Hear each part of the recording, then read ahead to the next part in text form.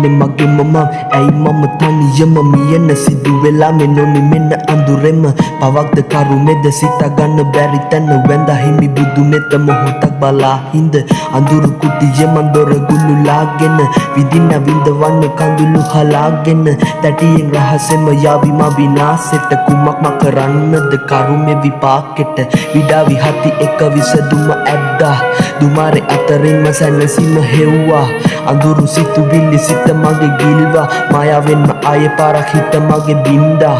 දුක නම් රජින්න මම යගේ රජතුමා සංසාරේ පතන්න ඇවිත් මගේ විසුණා පිපෙන රෝස මල්ලු තඳුරට බිලි උනා වියලි හදවතත් කඳුලිම තෙත්තුණා